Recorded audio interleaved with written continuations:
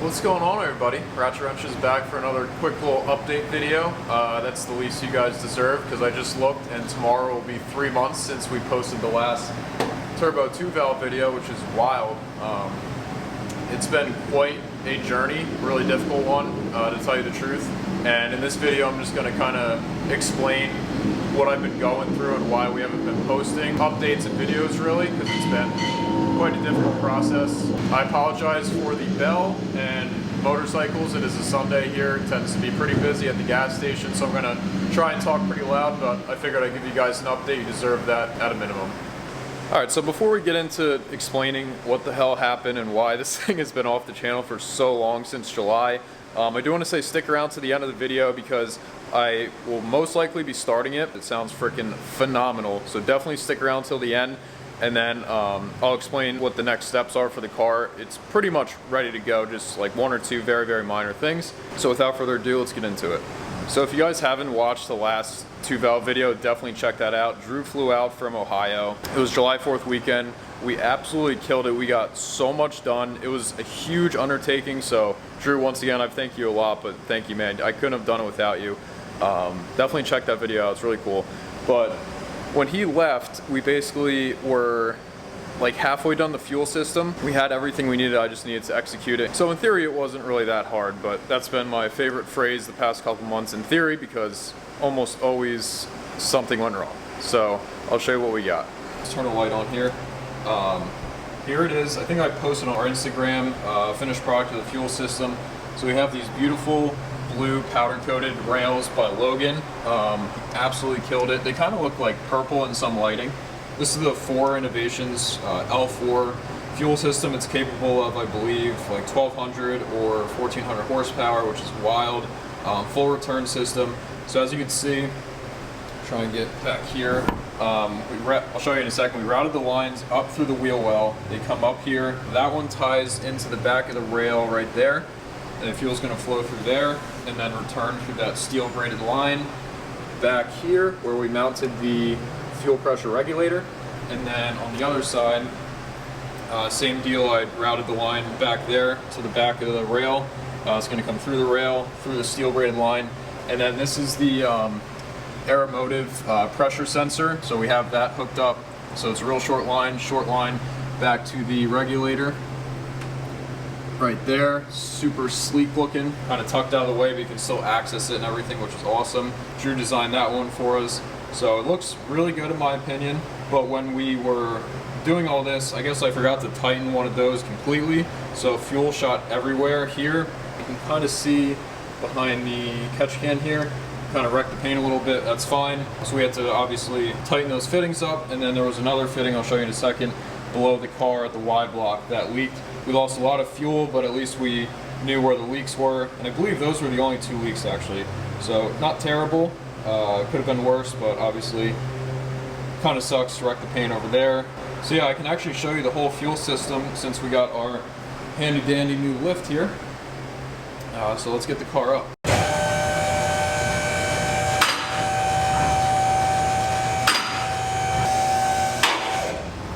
So it's been an absolute blessing to have a lift through this whole project because it makes it a million times easier. Now we got the car up in the air, let's show you the whole fuel system under the car. So like I said earlier, we routed the fuel lines through the wheel well. We used some clamps and pinned them against there so the tire won't interfere with it. I believe this is the feed line on the right, and then another one is a feed, and then one's return obviously, so those go up to where I just showed you. They snake down here. Let's bring the light down with us so we can see. So I did the best I could and kept them up right against the pinch weld there. And they snake up over here to the Y block, which is right there. And this is actually where we had another bad fuel leak. It was, I believe, the inside one, which is a pain in the butt because I had to really finesse a wrench in there. But we got that addressed and that's all good. This runs back here up over our new extended length subframe connectors, which I'll give you a quick glimpse of. They really are going to stiffen up the whole chassis, and it's a great lift point for the lift arms here, and they're welded in, so that's awesome. And let's keep following it back. Alright, goes through our fuel filter. This is our return line on the right side here. And snakes past the boiler muffler, up over here, up over the axles, and then those two lines go into the top of the fuel hat and into the fuel tank where the pumps are. So super clean run, in my opinion. Looks really good. Also, quick note, I don't feel like lowering the car, but I forget how, but the circuit breaker on this kit ended up breaking, so it wouldn't function properly if there was an issue with the fuel system. I had to reach out to Ford, and luckily they sent me one pretty quickly. That was an easy fix. That's in the trunk up here with our battery relocation kit. So that was another setback, unfortunately. Luckily an easy one. And the last thing with the fuel system, I believe, was the fuel level sender. So if you remember and you watched the last video, we did not have the correct bracket and the setup to put the stock GT sender in the tank and everything and hook it up correctly. So Drew was nice enough to send me a Cobra level sender in the bracket. So we basically popped that off, put it on the existing system, wired it in, and I think on the outside one of the wires ended up coming loose or it didn't work. So Austin and I had to drop the tank again. I actually got it to work, and then just a couple days ago something happened and it's not working. So now today I have to drop the tank again, probably open up the hat and see what's going on. So that's just been a major headache, dropping the fuel tank. Luckily we have a pretty cool dolly setup which can catch the tank easily and lower it with a foot pedal, so that's been really helpful. But the fuel system's been kind of a nightmare, to tell you the truth. So after this is done and I can see my fuel level, I'm really going to be happy that's over with. Alright, well, we got the car up in the air and we're back here. This was another setback. I noticed the driver's side rear caliper bleeder screw was leaking, so I figured I had to tighten it, but I ended up tightening it and it just fell out. So the threads ended up being stripped, which sucked. I ended up buying another bleeder screw thinking I could just thread it in, but no, the threads are really messed up. So I had to buy an entire new caliper, so that was a whole process. And then Austin and I actually just finished bleeding the brakes the other day, so now all the brakes are done. So that was another big setback, unfortunately. Another thing I'm pretty sure we did not film was installing the clutch and then installing the transmission. That was kind of a royal pain in the ass, but luckily we had all the right tools and we had the lift here to assist us in that process. But that did take some time, a couple hours for a couple nights, but it's all in. I have driven the car. It runs and drives fine, shifts good, so everything is working there, so that's good. I've had this Maxim Motorsports steering shaft for quite some time. We finally got that installed, and I honestly noticed the difference right away with the way there was no slop in the steering wheel turning it, and it looks really good. So we installed that one night. That was pretty easy. And on to my favorite part of this damn kit is the oil filter relocation kit. It's going to be really hard to see, but it's way up in there. These lines go to it. Essentially, the one fitting wasn't tightened all the way. That was my fault when it was off the car. So it was seeping oil, and then when I drove it one time, it actually was leaking a good amount of oil. So I tried tightening it with wrenches. It's obviously a royal pain in the ass to get in there. I ended up buying AN wrenches, which was the trick, and the line was all messed up because from all the twisting action, so the inside was pretty much destroyed. So I ended up finding a new line and a new fitting and fixing all of that. So that was good, but that took a lot of time, and it's just a real pain in the ass because there's no easy way to get up there. But luckily that's all good, it's not leaking, and that was another setback. Oh, another real fun one. The exhaust pipe that goes up and over and through the A-arm here. As you can see, it's completely mangled and smashed. On 3, I believe, kind of crimps it and crushes it when they send it to you. Obviously it doesn't look like this, but for some reason I was having an issue more this time around than last time hitting the steering rack. So it was literally resting on the rack there, and that was causing a pretty gnarly vibration. So I had to take it on and off a lot of times, heat it up, bang it with a mallet, and finally got it to clear. You know, it's going to be temporary. I want to get that fixed and have better exhaust flow, but for now that's going to do. And my coworker Brandon helped me out. We welded a V-band, a vibrant V-band, up to the bottom of the downpipe and then to that pipe here, which it does not leak. Unlike that cheap little band clamp they give you that is wider. Brandon welded that up and it looks real good, does not leak. and the fitment's perfect. Moving on here, it was really just a lot of small stuff, like making sure all the intercooler piping cleared, the intercooler itself cleared. It's just very tight. The fan here, very, very tight clearance, and same with the turbo drain.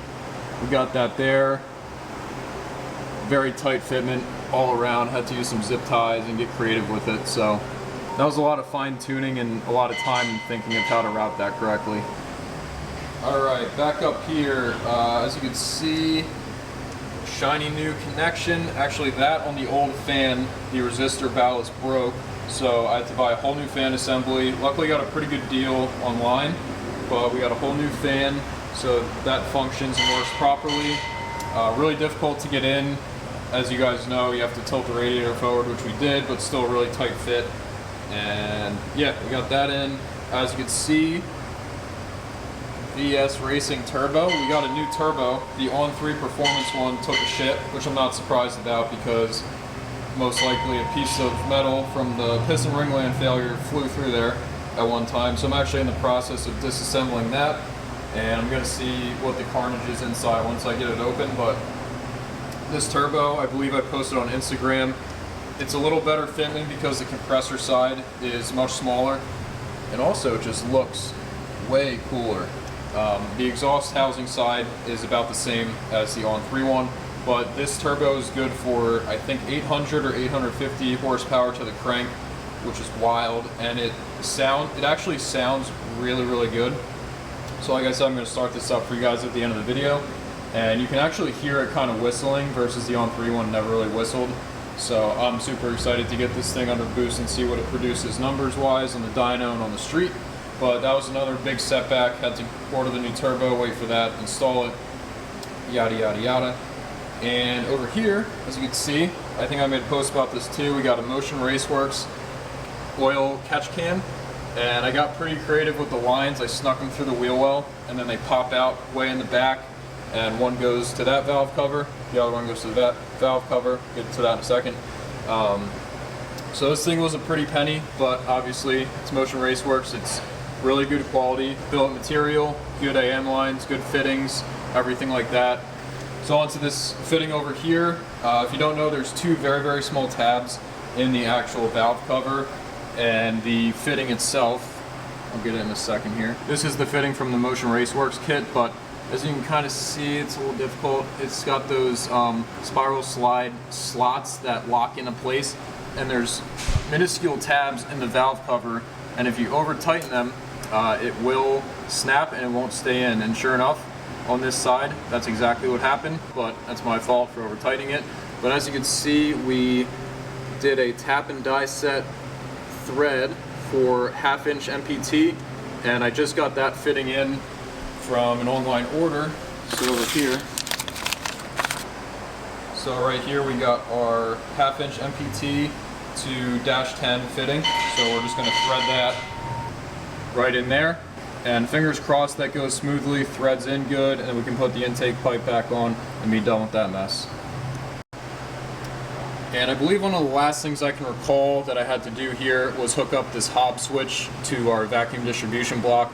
So essentially this is going to allow that second fuel pump to kick on when the whole system sees, I think it's 4 PSI, or it's based off vacuum PSI or the voltage once you're under boost. So that'll allow that second pump to kick on.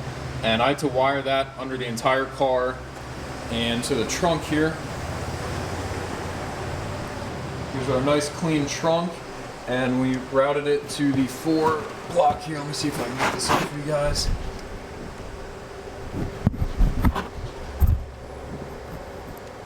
We wired it to the 4 block here under the carpet in the trunk, and that will function perfectly. And if you guys haven't seen our nice little battery box here, open this up. I really like how this turned out. There's that circuit breaker that I was talking about earlier that broke, so that's a new one. Everything is routed super clean. You can barely tell it's behind here. You're never going to see it unless you look for it. So I love how that turned out. Alright guys, so that's pretty much a quick summary of what's been going on with this car and why we haven't posted in basically 3 months. All the nonsense I've been dealing with, working full time, basically 12-hour days right after work. I'm working on this most of the time, or every weekend I'm spending a lot of the time working on this car, trying to get it finished as fast as I can. It's really difficult. Some of the stuff I've never done before, so it's a learning process, learning curve, but it's been fun, it's been challenging. Like I said, that fitting on the valve cover and then the fuel level sender is basically the last two things I have to fix. I'm hoping this goes really easy, and then I might drop the tank today, I might not, but you guys will hear the car once I'm done this clip here. And yeah, that's basically it. I reached out to my tuner. He basically said, once the car is 100%, you know, let me know, and then we can schedule an actual date.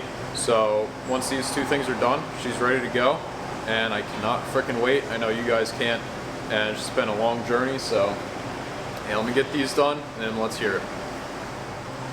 Alright guys, it is a couple hours later. I got the fitting in the valve cover. That's all good. The fuel tank, I was messing with it for a long time, and I don't know, I just clicked this key over to ignition mode and the fuel gauge still isn't working, so unless it is some weird power issue and it needs to fire up to read it, I don't know. But yeah, like I said, I'm gonna fire it up, so here we go.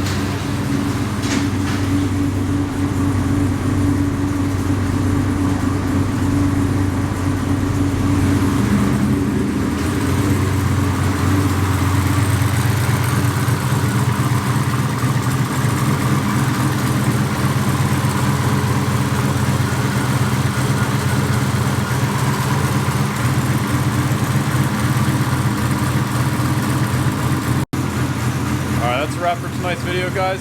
See you soon. Peace.